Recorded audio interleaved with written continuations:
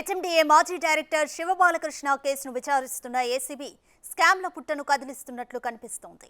HMDA భూముల వేలంలో కూడా పెద్ద ఎత్తున అక్రమాలు జరిగాయని ఏసీబీ గుర్తించినట్లు సమాచారం.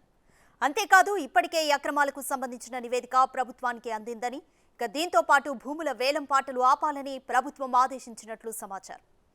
ప్రభుత్వం నుంచి అనుమతి వచ్చే వరకు మళ్లీ భూముల వేలం నిర్వహించొద్దని ఉన్నతాధికారులకు ఆదేశాలు అందినట్లు తెలుస్తుంది. కంప్లీట్ డీటెయిల్స్ మా ప్రతినిధి రాణా అందిస్తారు. రాణా, శివబాలకృష్ణ కేసుకి సంబంధించి ఇక హెచ్ఎండిఏ భూముల వేలంలో కూడా పెద్ద ఎత్తున అక్రమాలు జరిగాయని ఏసీబీ గుర్తించిందా? అలాగే దీనికి సంబంధించి నివేదికను కూడా ప్రభుత్వానికి అందించిందా? కంప్లీట్ డీటెయిల్స్ ఏంటి?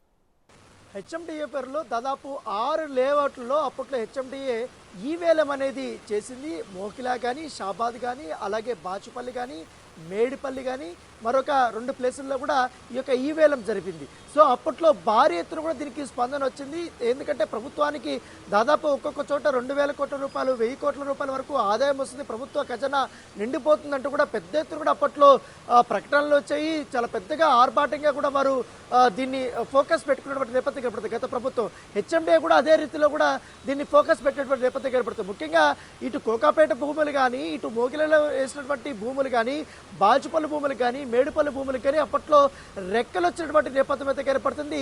ఇంత పెద్ద ఎత్తులో, ఎందుకంటే 100 కోట్ల రూపాయలు ఎకరాలు పడకడం అనేది కూడా పెద్దలు అందరూ కూడా చాలా ఆశ్చర్యం వ్యక్తం చేశారు. కానీ ఈ అవకాశాన్ని అప్పుడు హెచ్ఎండిఏ అధికారులు చాలా బాగా వాడుకున్నారనేసి కూడా ఏసీపీ విచారణలో ఇప్పుడు తెలియబట్టి నేపథ్యం అయితే కనపడుతుంది. ఎందుకంటే ఈ హెచ్ఎండిఏలో జరిగినటువంటి భూముల వేలంలో భారీ స్థాయిలో కూడా అక్రమాలు జరిగినట్టుగా ఏసీపీ అధికారులు విచారణలో గుర్తుపెట్టినటువంటి నేపథ్యం కనపడుతుంది. ఏదైతే వేలం ఒకవేళ మోకిలా పరిసర ప్రాంతాల్లో వేలం వేసిందనుకో, దానికంటే ముందుగానే కొంతమంది రియల్టర్లకి హెచ్ఎండిని ఫోన్లు వెళ్ళాయి, మీరు కూడా ఈ వేలంలో పాల్గొననేసి కూడా వారికి కాల్ చేసినట్టుగా మనకు సమాచారం ఉంది. ఒకవేళ ఈ హెచ్ఎండిఏ లేఅవుట్ల పరిసర ప్రాంతాల్లో అక్కడ స్థాపించబోయే కంపెనీలకు సంబంధించిన ఇన్ఫర్మేషన్ కూడా వేలానికంటే ముందు రియల్టర్స్కి వాళ్ళకందరికీ కూడా పంపించారని తాజాగా కూడా ఏసీపీ అధికారుల విచారణలో కూడా తెలియబట్టి నేపథ్యం అయితే కనపడి ఇది ఒక చాలా సీరియస్ అలిగేషన్ అని చెప్పుకోవచ్చు. ఎందుకంటే మోకిలానే చూసుకున్నా, లేకపోతే మన ఇక్కడ కోకాపేట దగ్గర పరిసర ప్రాంతాల్లో కూడా చూసుకున్నా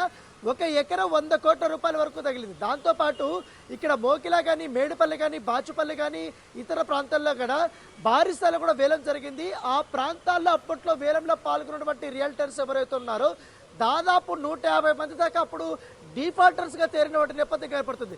వేలంలో పాల్గొంటారు, అధిక రేటుకి వారు పాడుకున్న తర్వాత డబ్బులు కట్టారు.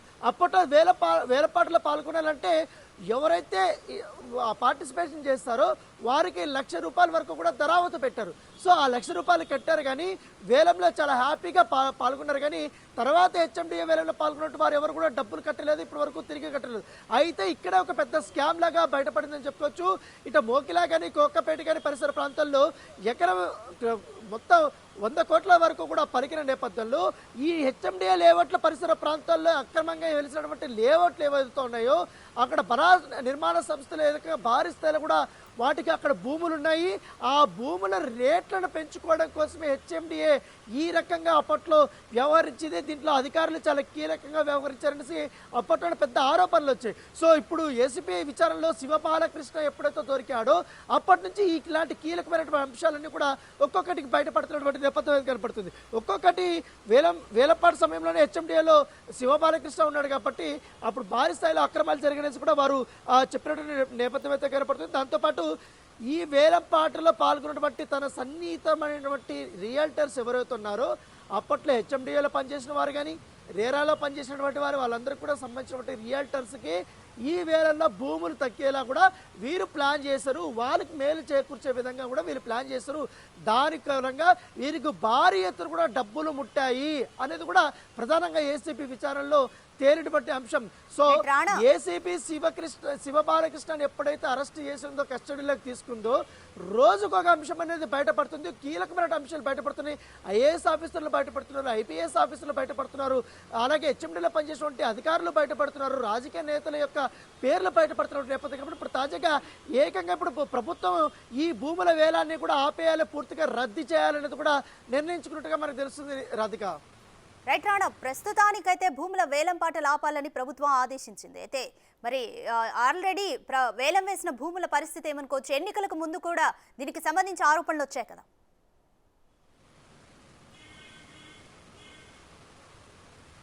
ఎందుకంటే హెచ్ఎండిఏ అప్పుడు భూములు వేలం వేసినప్పుడు చాలా కీలకమైనటువంటి అంశాలు వచ్చాయి. అప్పుడు ప్రభుత్వానికి భారీగా ఖజానా నిండుతుందని కూడా వారు చెప్పిన నేపథ్యంలో చాలా మంది కూడా ముందుకు వచ్చారు. రియల్టర్స్ కొంతమంది ఈ యొక్క విషయం అంటే హెచ్ఎండిఏలో పనిచేసినటువంటి అధికారులు కొంతమంది రియల్టర్లకి సమాచారం ఇచ్చారనేది తెలియకుండా కొంతమంది వేలంలో పాల్గొన్నారు. వాళ్ళు కూడా జెన్యున్గా పాల్గొన్నటువంటి వారు చాలా మంది ఉన్నారు.